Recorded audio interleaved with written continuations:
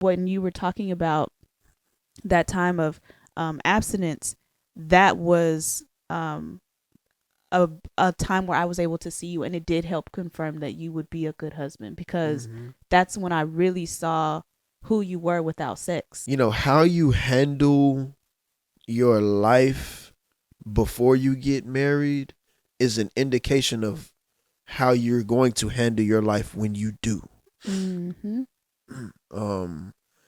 Because that's real. If you don't take care of business, when you say I do, it doesn't just snap and you start to become responsible. No, you bring responsibility into the marriage. With me having to relearn, reprocess, rethink what sex was, that was like taking a part of my identity away. Just because you may need to seek help or you may be in transition and things may not be right, it doesn't necessarily mean that your marriage is bad. Marriage is a roller coaster ride that never ends. From the twists of having children, to the turns of overly involved parents, or the highs of buying a new home, to the lows of unexpected lifestyle changes. Marriage is dope, but let's be honest, fam. Marriage really be tiring. Welcome to the Left Hand Gang podcast, hosted by Jaz and Spoon.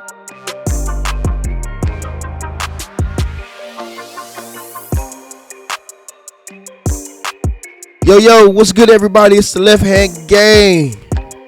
What up, gang? Ooh-wee. So this is how we starting it. This is how we doing it. What? Where's your energy at? My bad. I'm here. You are you here for participation? Is that what this is? Just a little bit. Okay, so someone's here out of obligation. Okay, not holding it against nobody. Commitment. Persistence. For the sake of marriage, okay, I'll show grace. Thank you. How are you feeling? I'm feeling good. I'm a little tired, but I'm good. How are you? I'm alright. Why are you tired? This is an early morning recording. So last episode was a late night recording. Yes. And now we are early morning. We went to bed late. We were watching The Chosen, which y'all should check out. Yeah, definitely. It's pretty good. It's pretty good. Yeah. But so how can we work this out? What you mean? Well, you know, late night recordings, you be toe up. That's what I'm saying. Determination, persistence, showing up, commitment. Okay. Yeah. Okay. You just press. Just press. You just press. Yeah. Okay. I'm gonna let you press. Man, we appreciate y'all who've been showing love with the hoodies. We got a couple orders in already, and so we thank y'all for showing love. And look, it's already here. It's already packaged. It's already ready for you. Get you a hoodie, so y'all. get your hoodie. And if you live in Texas, the weather went back to cold anyway, it so you definitely need did. it. Yeah, so you need it. It was like, cause we dropped them on Monday, dropped them last Monday, and then Tuesday it was like 80 some degrees. Wednesday it was like 70 something.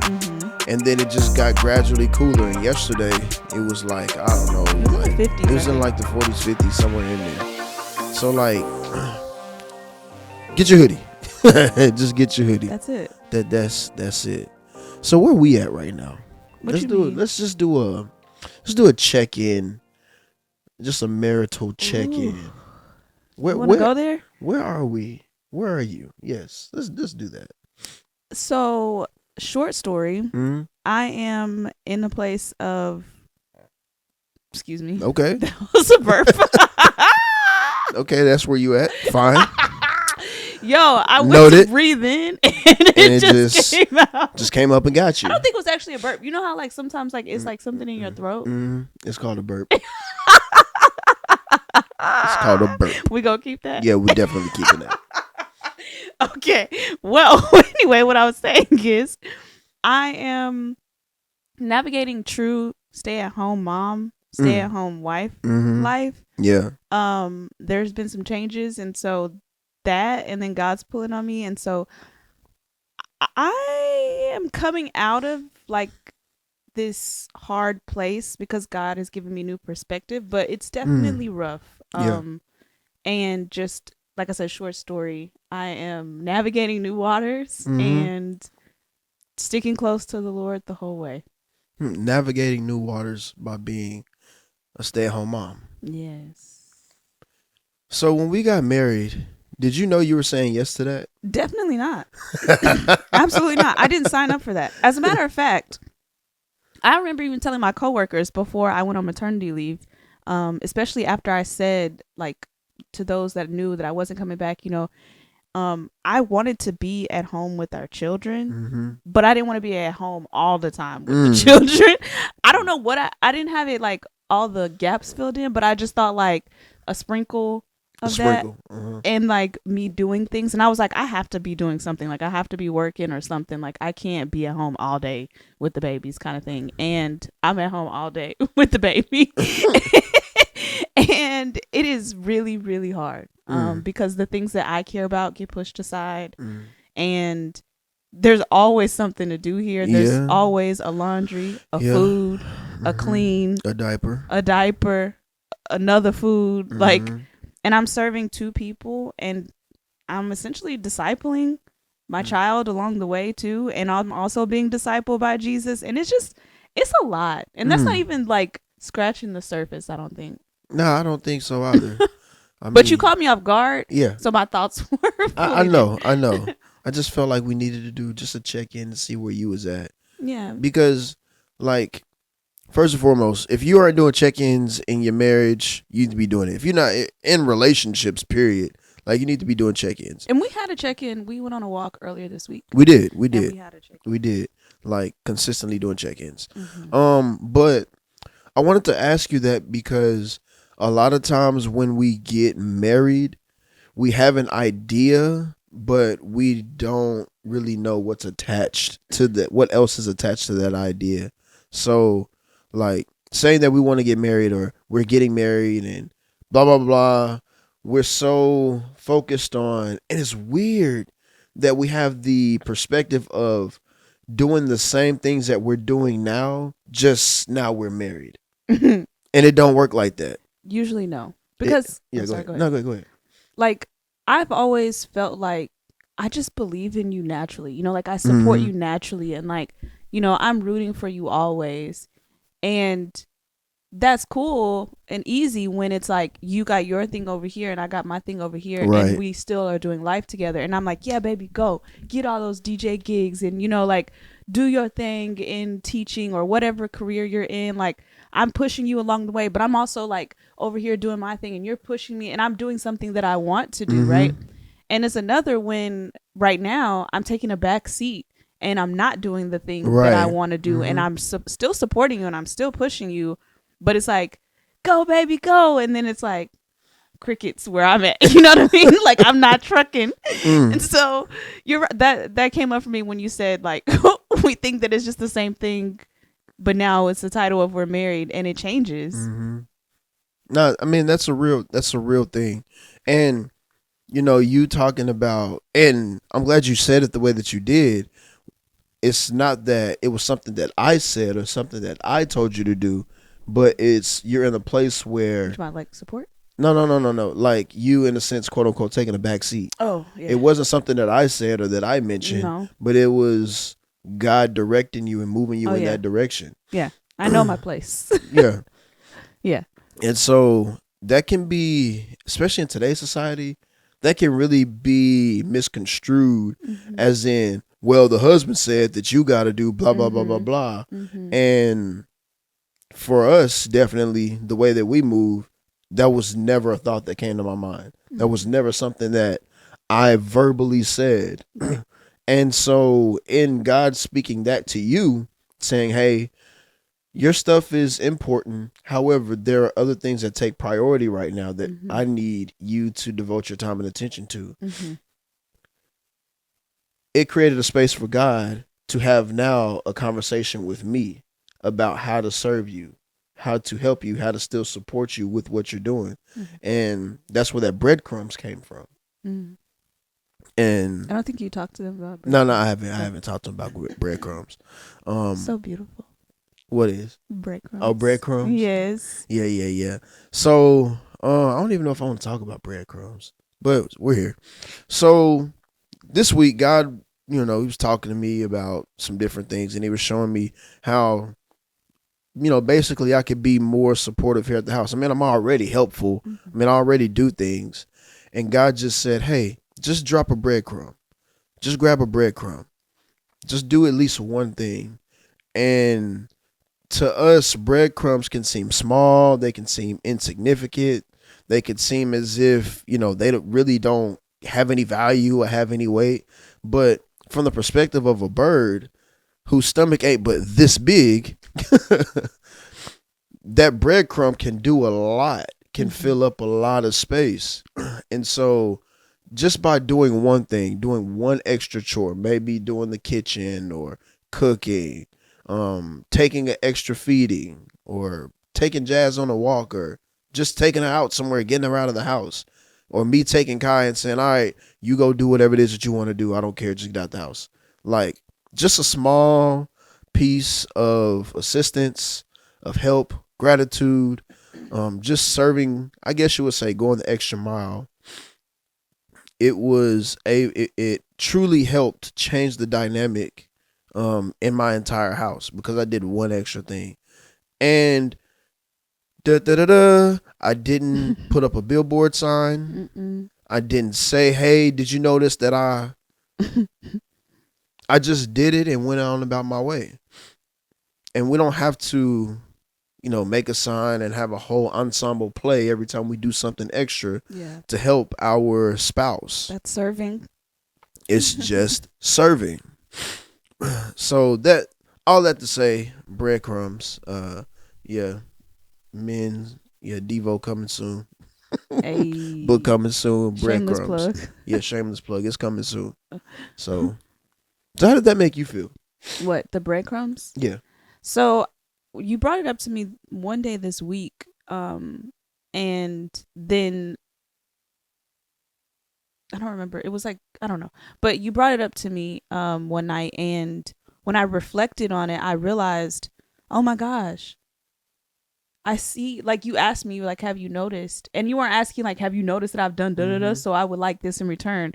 It was just like, God gave me this idea, just how you posed it to them. And I was like, yes, I do notice them. And I don't know if I had said thank you or I acknowledged them during the week, but I know it did help me. And I remember feeling like, oh, okay, like, I could keep going. He did the kitchen. Oh my gosh, like, that was a huge thing on my list that I didn't have to worry about. Or, I can go work on this now because he did that. Or, man, going for a walk was such a breath of fresh air. A breath of fresh air. Yeah. And so I did notice them, and it made me feel seen. Because as a stay-at-home mom, you can feel unseen. Definitely. You just feel like your work is seen, but you aren't really seen, and it can be overwhelming. And so I felt peace. I felt understood, and I felt a lot of relief, and I didn't feel like I was in it by myself anymore. So, kind of briefly shifting, with all of that stuff being said, like, I know I'm your man, I'm your knight in shining armor. I'm like Superman. Superman. My chocolate handsome. Yeah, man. you're chocolate handsome. I'm all of that. Yes, Lord. Why you stop hyping me up? Oh, my bad. You had nothing else? I did, but I just thought you was trying to. She just stopped. I thought you was ready to go where you was turning on the street. I didn't know you needed me to keep. You were feeding my ego. Oh, I'm sorry, baby. You so fine. Yep. Yeah. And them waves and the way that chain. Yeah. The way you be hyping me up too. Yeah. I appreciate you. Come on, hype I train. love you. Come on, hype train. Hype train. Come on, hype train. Baby, how did you know? How did you know that I was the one? How did you know? I didn't. Ooh. Tell me more. Tell me more. You catch that reference? Shoot a bop bop, shoot a bop bop, shoot a bop bop. Yeah. Somebody's gonna get it. Yeah. It's Grease. Oh, Grease that's why. lightning. Okay. Because I've never seen Yeah, Grease. I thought you said you saw it once. I was like 4.5. You skipped that part. The only part that I remember is, didn't they fly off in a car or something at the end? They did. Oh, that's all I got. Oh my gosh. But yeah, Okay. I use Grease. Goodbye. So I did not know you were the one. When we were dating, and we kind of talked about this. Things obviously we started getting serious. I think we had moved in together already, and Shay. Just kidding. I think Shay and I still lived together when she took me ring shopping. Yeah.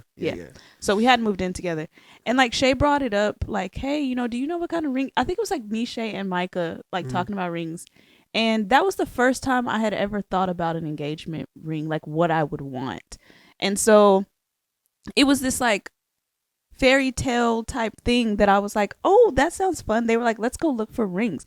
And Shay, if you know Shay, she loves jewelry. She's super girly, Right. So I'm like, I don't dream of those things. So yeah, like let's go look. This her thing. This is her thing. I'm just going.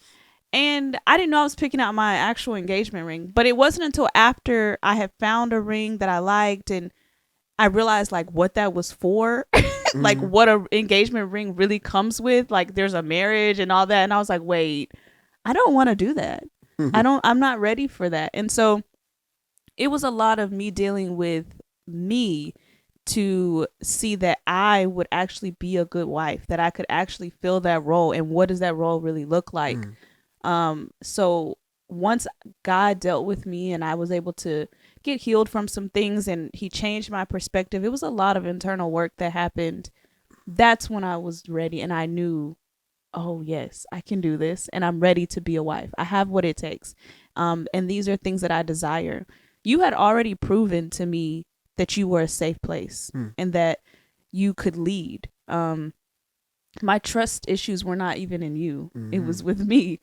And I realized, like looking back on it, like you showed me how you interact with other people. I saw your relationships with other people. I saw how other people interacted with you. I saw how you treated women. I saw how you treated your mom.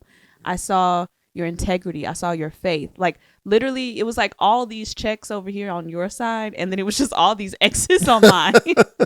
Like I was missing the mark everywhere. So it wasn't even me focusing on you. And I don't know if that's true for a lot of people. Like, cause I feel like we normally are like, how did you know he was the one? Oh, because when he did da da da da da, I felt like, yes. Or actually I can't say because I don't know. That wasn't my story. Yeah. My story was flipped. But the man always knows. So how did you know? Well, before I get to how I know, or how I knew, excuse me, like let's dig into like you, the way that you had to really walk through some internal things. You don't have to divulge everything, but clearly there was some things that you had to work through internally that obviously I had no idea about, that you had to walk through, overcome, etc. You mean at the time you didn't know about? Yeah. Okay, so I was like, I definitely told you this. Yeah. Okay. But at that time, oh yeah. I had no clue. I had no clue. And you over there making plans. And then, dig into, if you can, like, in a sense, how I guess I made it, how I was a comfort, a place of comfort or a safe space for you. Well, so I come from a family where the marriages you can count on one hand and not use all the fingers. I'll just say that. And so growing up, I saw a lot of, when I did see marriage or I saw relationships, they ended up breaking up. And so I never knew marriage could be a longevity thing. I knew it was supposed to be, but I never seen that. And so I struggled with the idea that I could even commit if none of the other women in my family had done so. And I'm not saying that was because of the woman that it didn't work. It was sometimes because of the man, but because of where I came from, I associated myself as, I don't think that I'm capable of doing that. I think that I'm the issue walking into this marriage. I don't think I can live up to the standards of what a wife should be. I also don't know what a wife should be. You know what I mean? Like I literally didn't know what that meant. I just thought like, oh, we're in this long relationship, but I don't know what I'm supposed to do. And there were things within me that I was dealing with, my character, my false thinking. There was some shame, and it was associated with many things that didn't even have to do with me. It was like situations or people I was connected to, and I had taken on those things, and I didn't feel like it was right for me to bring that to my marriage. That's real. And bring that to a relationship. And so I had to understand that I can be separated from the things that I've done that I'm not happy with, or, just because my mom showed this in her, it doesn't mean that I have to follow that. Or maybe I have some similarities with someone in my family that I don't like. I can get healing from that. I don't have to walk in the same thing that people in my family walked in. And so once I got that revelation, then I was free. And it was like, I don't have to be what I've seen. Yeah. I don't have to be what I don't believe in, what I don't like. I can create what I want to see. And once I got that in me, and once I started allowing God to really just do his work, I just started being more submissive. I started praying more. I started leaning into quiet time with God, and I was trying to be at every event that I could that Jesus was at, and yeah, I remember. Be with my friends that uplifted me, and it was just like I was this open like box to God, and I got the healing that I needed. So then I was able to see myself a little bit more like I think you saw me, and not the way that I saw me. Your other question was, how did you create a safe place? How did you not? Like, I don't know. I didn't know what it was like to have someone sit down and listen to what I had to say. I felt, I didn't feel heard growing up, especially in high school. I didn't feel like my voice mattered. And I didn't know how to communicate effectively as a result.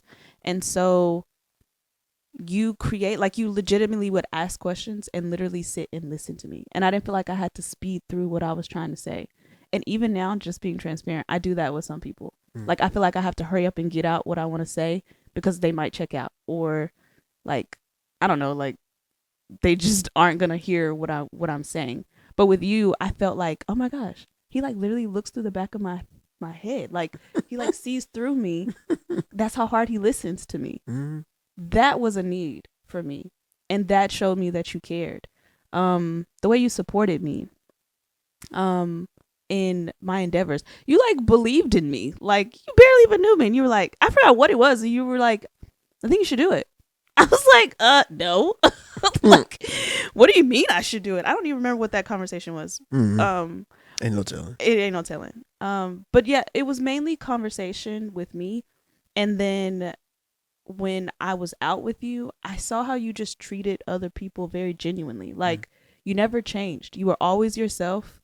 And then as we got serious in our relationship, I noticed how I wasn't pushed to the side. Like, you took care of business if it pertained to me. If it was something I needed you to do, you took care of it before you went and hung out, or before you did what it is, something extracurricular.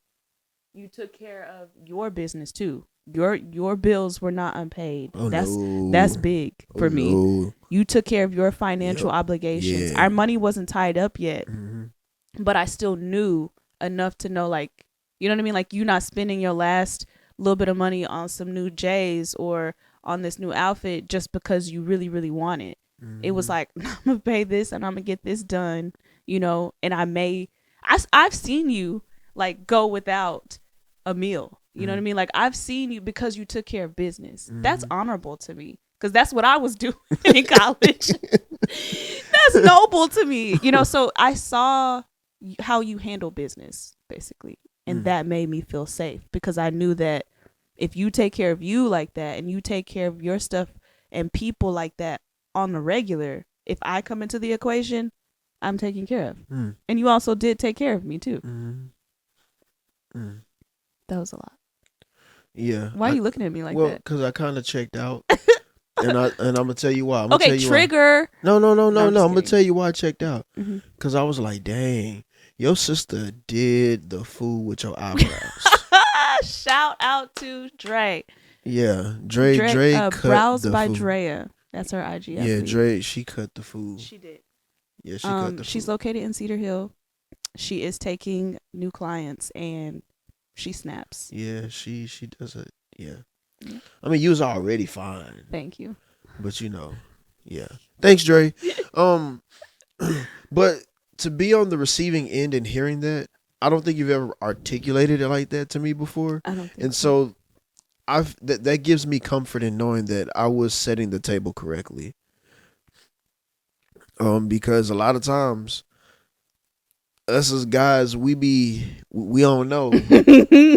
Like and so to get that affirmation, I guess 100 years later, it still came back. Shut up. It still came back. Okay, so I've told you all that it's just been broken up. I've never said it all together like I know. that. I'm just messing with you. 100 years later. Yeah, but to get that affirmation or to hear it again, it showed me that how you handle your life before you get married is an indication of how you're going to handle your life when you do. Mm-hmm. Because that's real. If you don't take care of business, when you say I do, it doesn't just snap and you start to become responsible. No, you bring responsibility into the marriage. Mm-hmm. You bring care and listening into the marriage. We always tend to lean towards or talk about how we bring in baggage and bad habits. You also bring good habits too. Mm-hmm. You also bring positive things into the marriage too. So if you have a good spirit or you're a happy person or you're giving, you bring that into your marriage. Yeah. And you also have the decision on whether or not you decide to bring certain things or leave certain things, transitioning into engagement and marriage. And we're in a society where a lot of people are working on themselves and doing better, this, that, and the third, which is great. But don't allow the work to stop when you say I do. Because the things that I did when we were dating, when we were talking, I am still doing right now. Facts. And some of those things, at one point in time in our marriage, I actually stopped doing because I got comfortable. And Jasmine needed to say, hey, dog, you did all of that stuff to get me here. Now you got to do this stuff to keep me. I'm not happy right now. I need you to do exactly what you did before we said I do. Because what she really did during those times was hold me accountable to who I am. Mm-hmm. Because at a certain point in time in our marriage, I got away from who I was because I got comfortable and I became something else, and that was deep.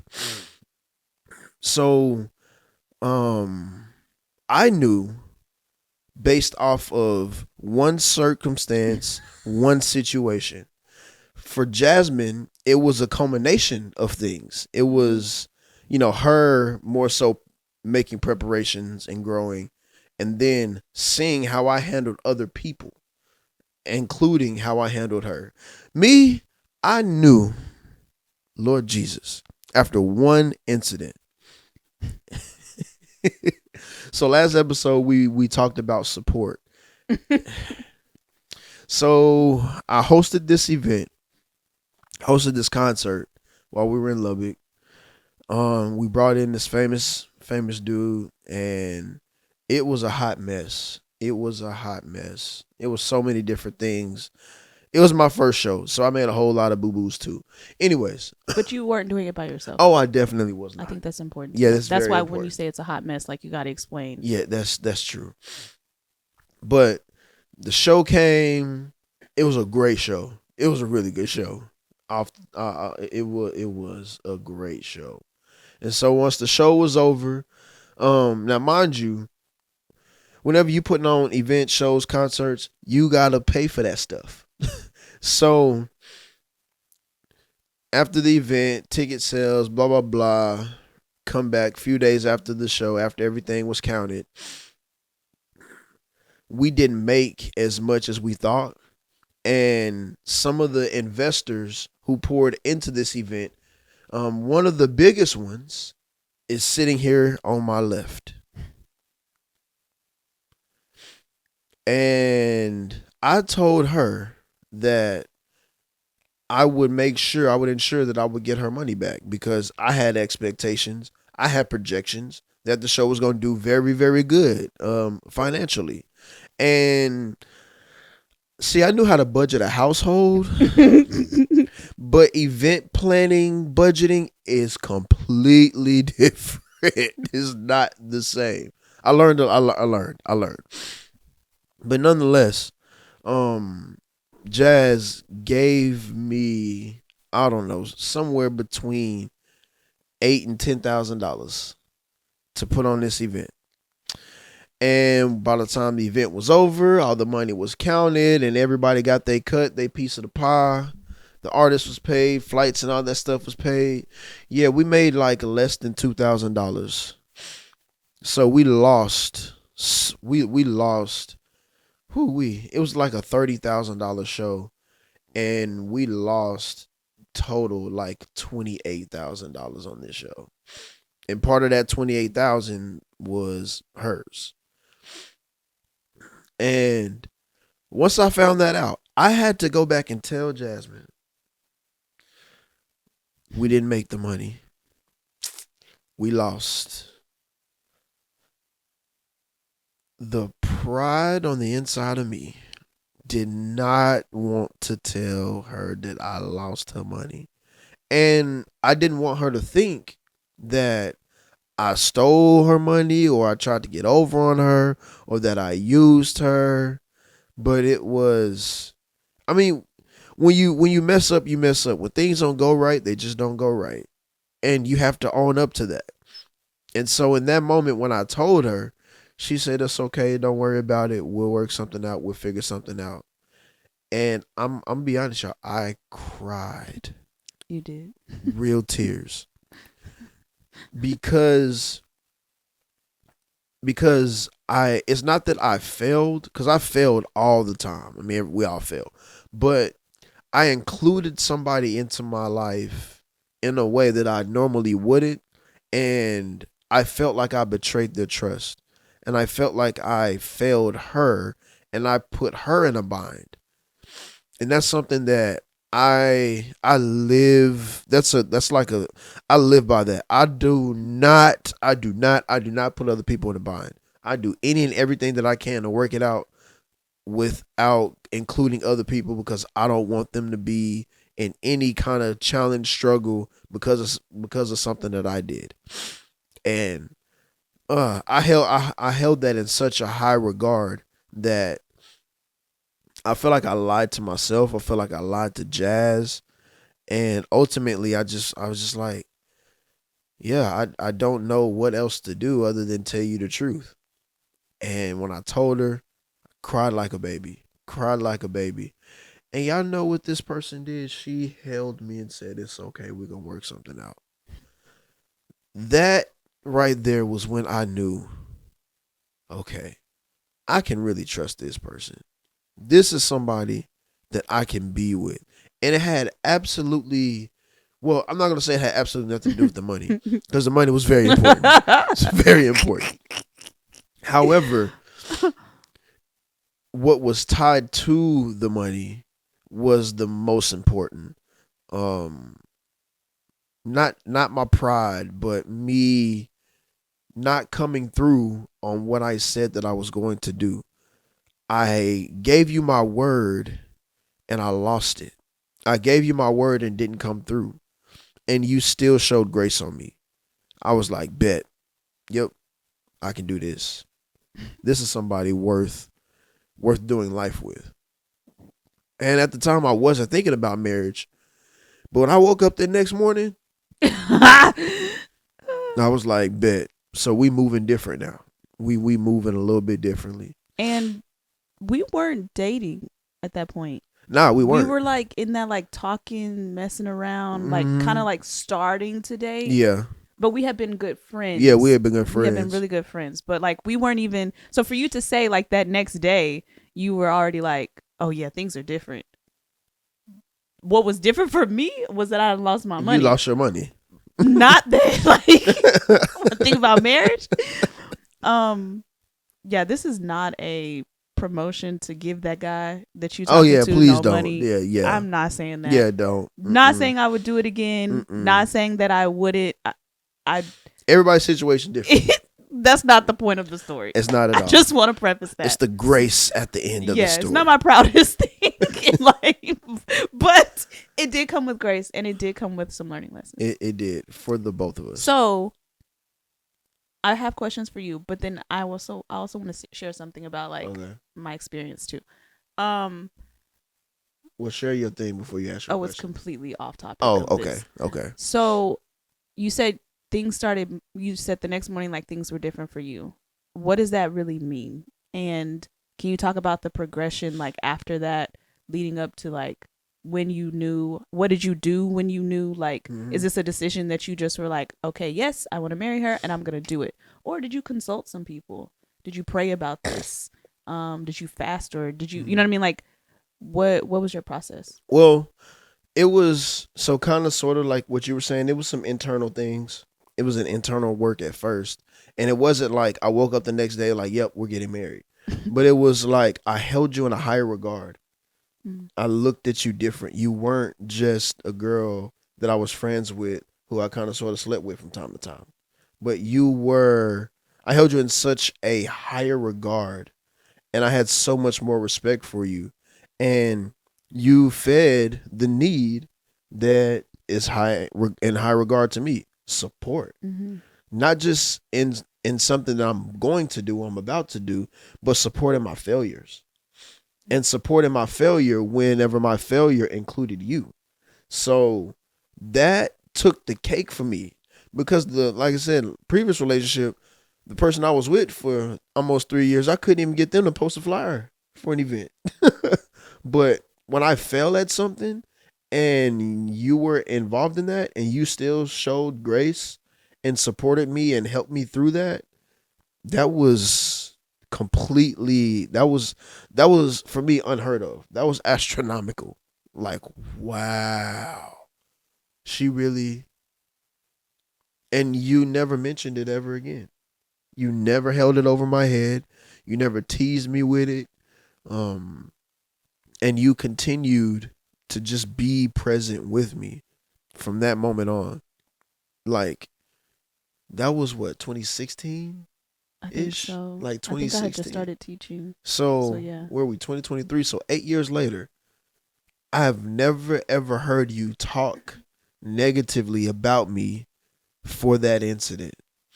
Even when you were mad at me, upset with me, bothered with me, you never, well, that's why you lost all that money and you still owe me money. And you never held that over my head. Ever. And if you did, I ain't know about it. I didn't. So it was an internal thing, and it really opened my eyes, and I saw your true character.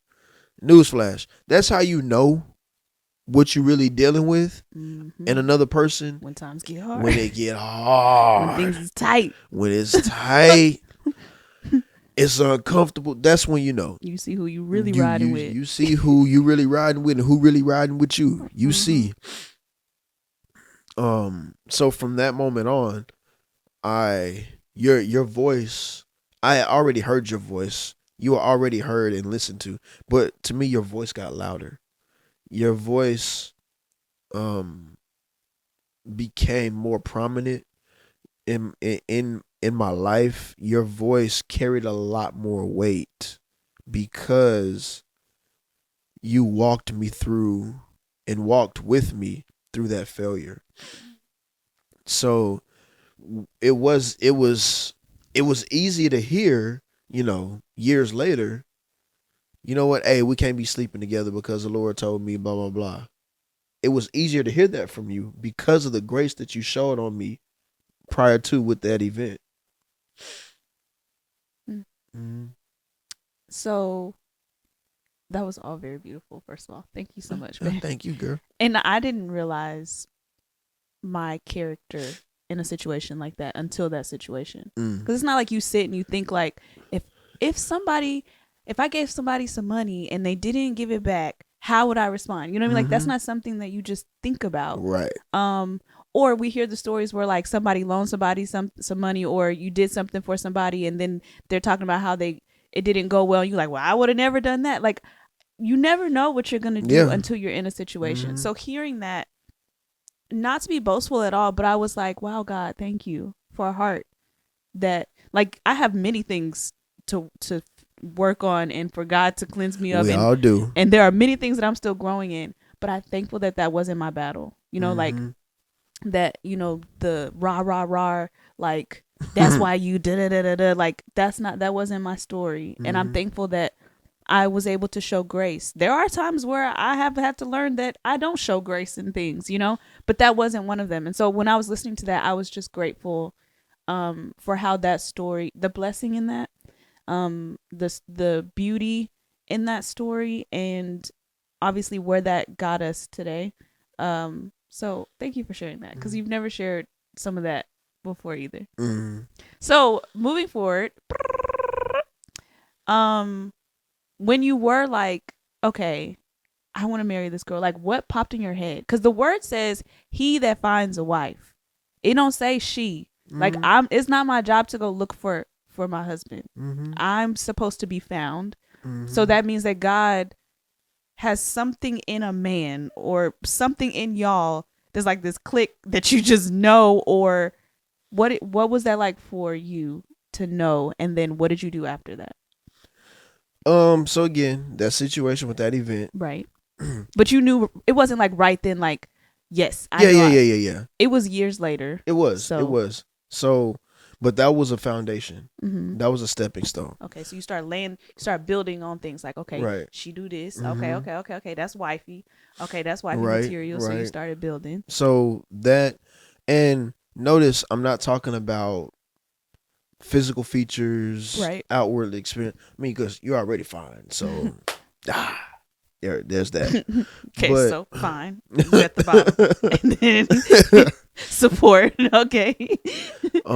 But as your relationship with God grew, it pushed me, because I saw you chasing after God like nobody's business, and I was like,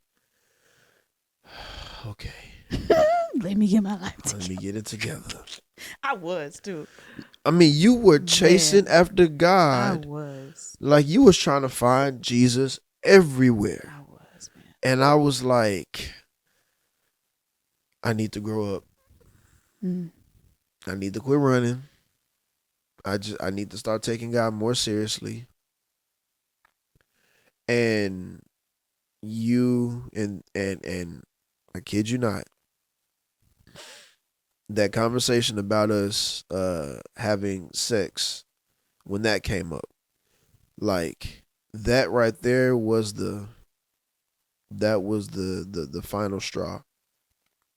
Because remember, God spoke to you, and he spoke to me, and you didn't speak to me. But he spoke to me in so many different ways, directly and through you. Spoke to me through you by how your relationship with God has changed, how you were chasing after Christ, how you were starting to be more involved in ministry, and I would even say you had a little bit of evangelism going on.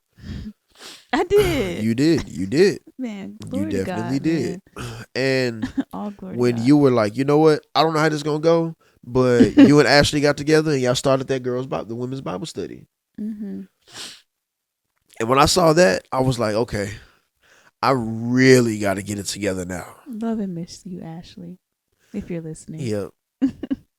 Yep. That right there.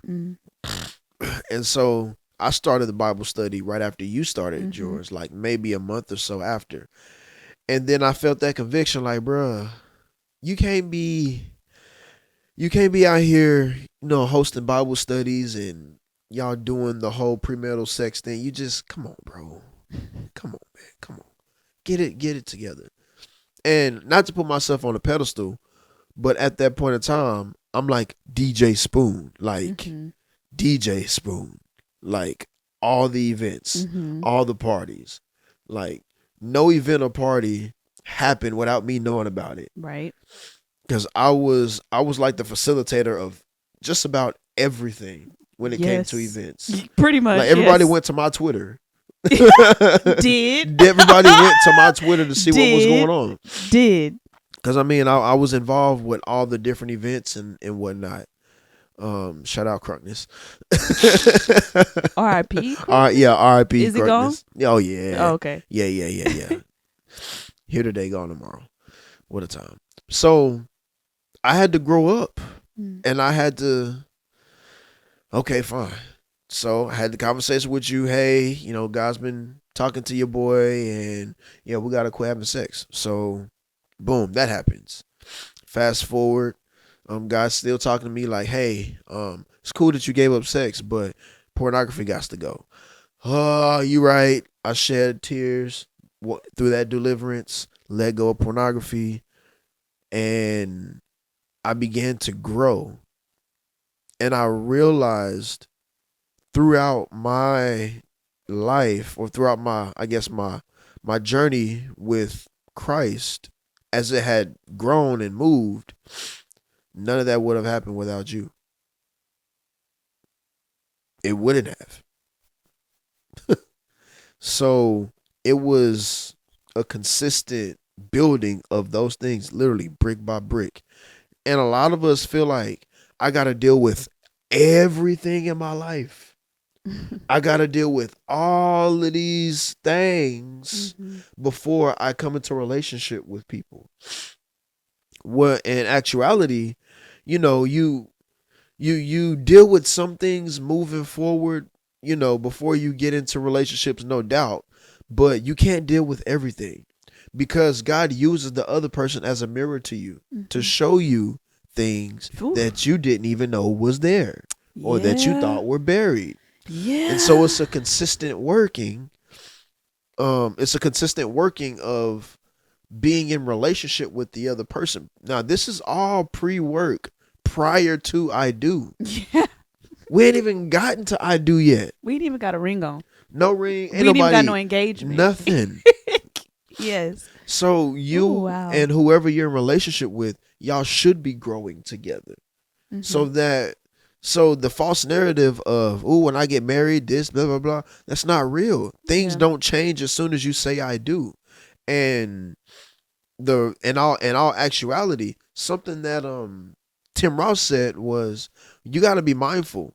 Everything that you're saying I do to were the things that you saw, you know, or the things that you saw, whatever, is what got you to the altar. You know, how nice they were, they did this, they took care of that, blah, blah, blah. That's what got you to the altar. But you're also saying I do to the things that you have no idea that person has dealt with. You're saying I do to things in the future that you don't even know how they're going to turn out. And you have to be with this person for the rest of your life. At least we're supposed to, but you know. So all of the things that we're talking about, this was work that we had done prior to I do, which made dealing with a lot of the things that we didn't know anything about a lot easier because of the work that we put in.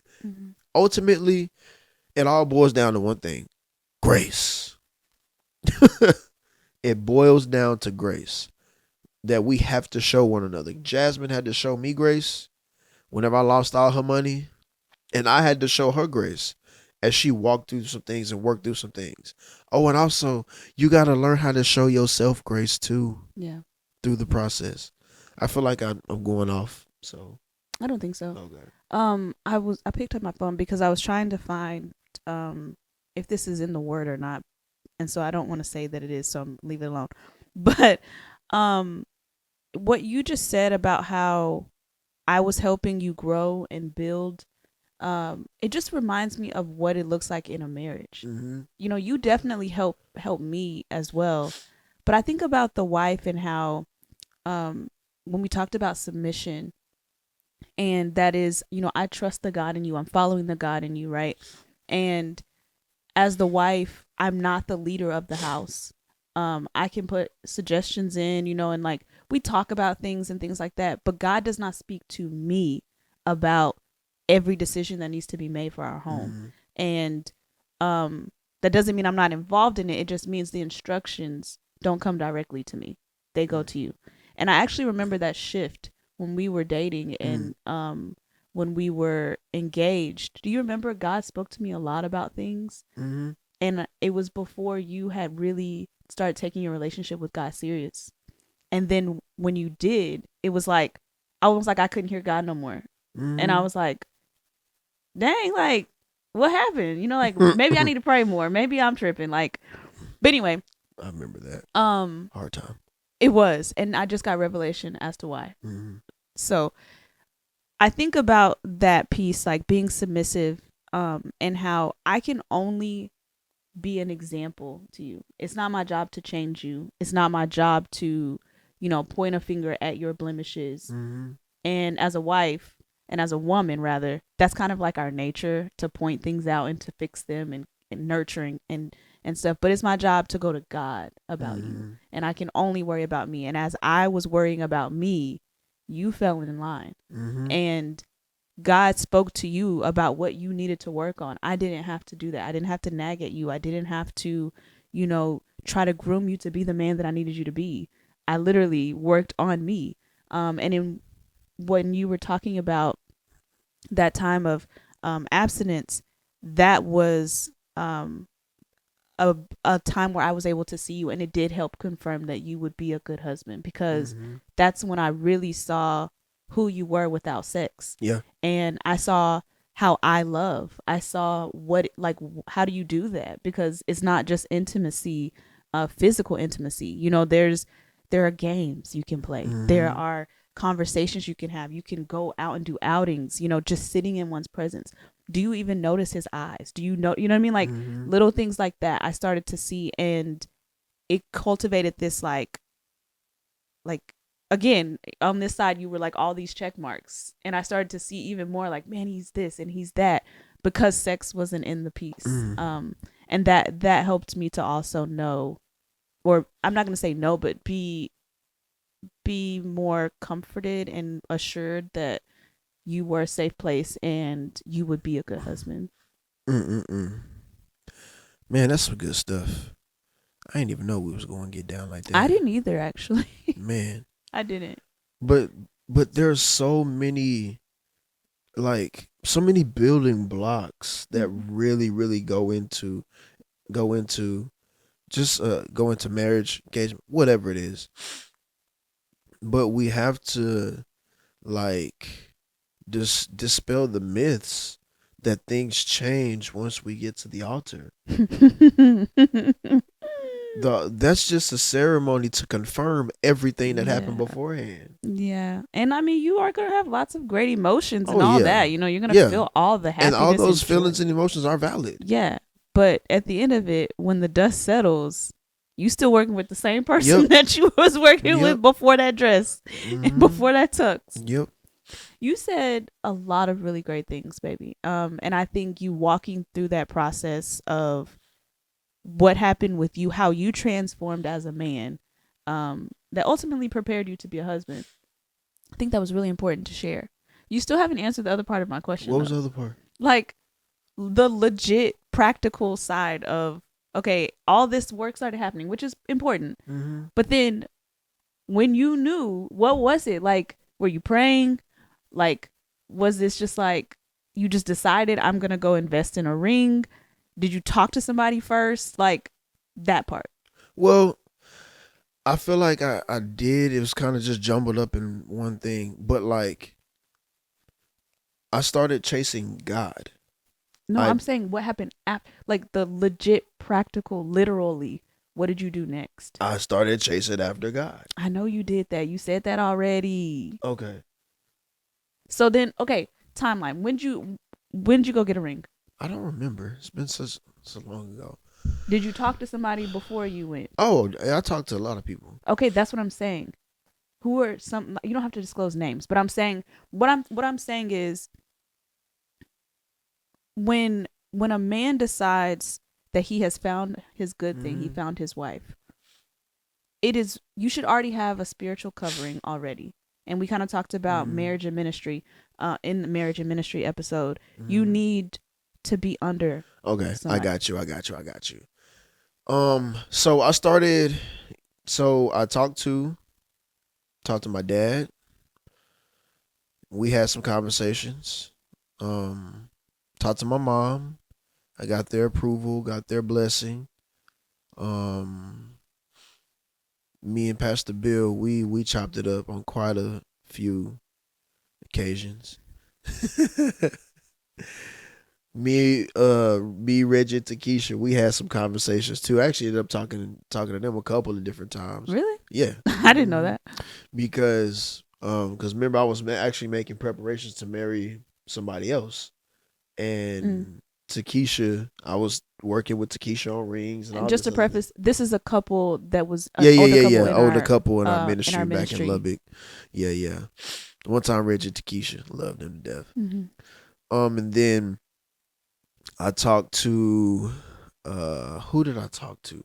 Me, Robert, and Joseph for, I want to say, maybe a couple of months. Those are my best friends, my best men. We fasted every Wednesday for like 2 months or something like that. We fasted together. Had a conversation with your dad, and your dad's so player. He's so cool. I love my dad. Yeah, I do too. That's the homie, man. But we had hours upon hours worth of conversation, and he was like, "Yo, this is what really did it for me with your dad." Oh Lord. Like he told me how much respect that he had for me, because he was like, dudes don't ask like that no more. Dudes don't really get down like that no more, and it meant a lot for him to be included, because of y'all's relationship,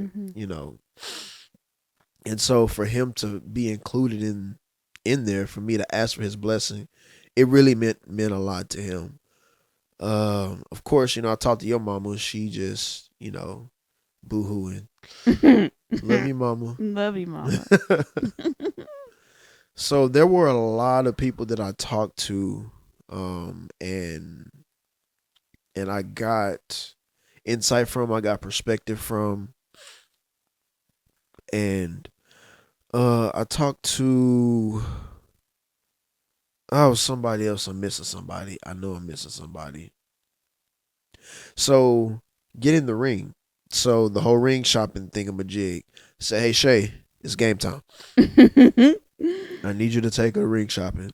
I don't care how you do it. You do your Shay thing, and y'all just go. And so that week, or the day of that y'all went, when y'all were done, she sent me the picture, showed me the price. I started budgeting, started saving, started making accommodations, and I went up there and got it. And at first I was a little scared because I didn't know if that ring was going to come in by the time the engagement. Because it came in like the week of. Ooh. Yeah, the week of. It was like maybe a few days or so before the engagement. Yeah, so I was stressing a little bit. Because you know me, I always got a plan. I always got a plan. And I made accommodations for a lot of people to be there. Yeah. I mean, everybody and their mama was there. Yeah. Even Mel was on FaceTime. Hey, Mel. So there were a lot of progressive measures that I had to take. Like I had to open up and be vulnerable with some people about potentially marrying somebody, getting engaged. Had to divulge some things about myself that I really wasn't prepared to. With these people that I asked their opinions on, because I'm asking other people about you, people that that you're close to, people who don't even know who you are. So I'm getting multiple perspectives from people I trust. Now, I'm not saying or giving a clearance to put a poll out on Facebook for you to ask everybody and their mama, right, how they feel about the person that you're going to be married. But this was prayerfully strategic.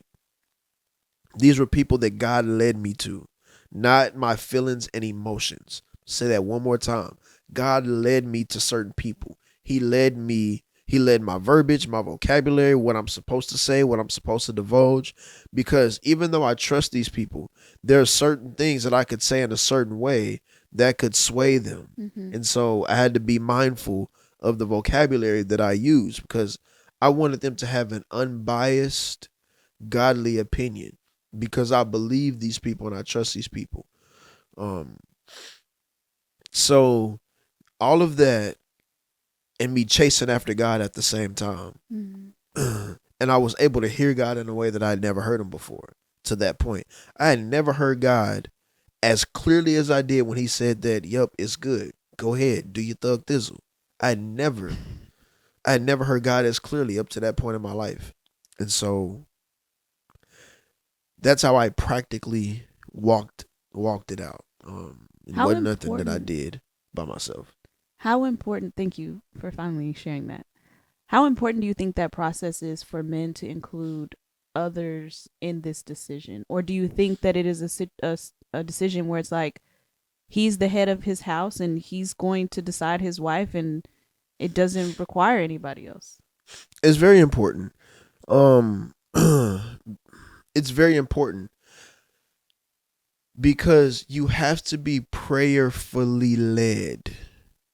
Not everybody's voice needs to be heard. Not everybody should have a voice or stake in your marriage. So it's very important that you include people that not just you trust. Because I trust some of my certain family members, but I don't trust them with my marriage. I don't trust them with certain things about me because they're not strong enough to carry the weight of that reality. And so it's very important. It's very important that you include other people that you trust, led by God. I'll say it again. Led by God. Led by God. And we had to do some prayer and some fasting. Like I said, with me, Robert, and Joseph, we fasted and prayed. I also remember Shay being in my ear. It was a very subtle voice. She said things that provoked my thinking. And I know that was strategic by God. But like, she was like, well, Lorian wants to, he's a family guy. He wants to get married. Of course he doesn't want to do that while he's in school. He said, I forgot what she said. It was like things like that. And it started getting the ball rolling for me because I started thinking like, oh, this could really happen. Yeah. And then, talking about like, or things that she said made me think, well, what do you think about marriage, Jazz? Like, and it was like, I'm a slow processor. So things started like hitting me and it was just like, wait, no. Cause we looked in like September, I think is when we went and looked for the ring. It was like early fall. And I remember, Thanksgiving I was standing on Allie's porch, her balcony, actually at her apartment for Friendsgiving. And I just remember like I had my drink in my hand and I was looking out at the highway and I was like, my face was literally like this. And I turned to Shay and I was like, I can't get married. I'm not ready to do this. And she's like, what? Like she's like, girl, what are you talking about? Like, cause everybody's like, we're like talking and laughing, having a good time. And she was like, Jasmine, you're absolutely okay. Like, and I just remember having a moment. For some reason, everybody ended up leaving the balcony. And I just remember sitting there. And it was in that moment that I really started thinking about, okay, there are things in me that I'm not okay with. And there are things that I'm not ready to, like, I didn't realize I needed to face. I'm not going to say I'm not ready to face. I'm ready to face them now, but I wasn't aware of them. And that started me getting like spiritually ready for what it means to be a wife and dealing with those internal things. So I had someone in my ear that God was helping me with, because obviously I'm not consulting multiple people on what it means to be married. Right. But once we got engaged, that was something that I was very intentional about. And you were too. We kind of made sure to ask other couples, and especially the older couples, like our grandparents and stuff, like, what's one piece of marriage advice, or, what does it mean to be a husband, or how do you love one another for so long? Like, we were really intentional about trying to get that wisdom, and you take that and you mold it into your own. Yep. And I have seen so many of the things that they've said show up, bruh. Like, especially granddaddy and big mama. I was just thinking about them. I was I was thinking about in Miss Marion, that marriage is not always 50-50. Yep. And she was like, sometimes he's giving 50, you're giving 50, but sometimes he's giving 25 and you're bringing in 75. Like, and in the moment it was like, oh, that's really profound. That sounds really, fancy. But I have seen that. That is real. And what did Granddaddy tell you? Well, both of them said, just smile. Just smile. I don't have to smile, but I bite my tongue. I just. It's not a smile. I just close my mouth. Just smile. But I've seen that come to light too. I mean, they've been married for 60, 70 years too. So beautiful. Right. We've covered a lot of ground. We did. We've covered a lot of ground. We did. And I think I didn't know. Yeah, I didn't even know we was going. I didn't know we were either, because we started over here and then we came over here. But I think it all went together. Yeah. And they get what they get. I hope. Do you have anything else? Nah, I think that's a really good place to land on. I think it is. Because we talked about a lot. We did. I had no idea. I feel like this is a really long episode, but I hope it's meaningful. Oh yeah, they be alright. Yeah, it's over an hour for sure. Oh, boy. Yep. Break it up. Nope. No, I'm saying they can break it up. Oh yeah. Yeah, they can break it up. Well, appreciate y'all hanging out with the gang. Thank y'all. Appreciate y'all listening to us rant and ramble and talk about marriage and stuff. I don't think this was a rant. You don't think so? I don't think so. Okay. Maybe I feel like I ramble from time to time. But we do hope that this is beneficial to y'all. Yes. Because a lot of y'all have been asking, like, well, how do you know? How do you know? And sometimes you do, sometimes you don't. Sometimes you just looking for it to show up in a certain way and you missed it because you were so focused on the way that you thought it should have showed up. Discernment. So, discernment. I was going to say something about that earlier. Oh, well. Get your hoodie, man. Get your hoodie while supplies last. Again, ain't no restocks on these.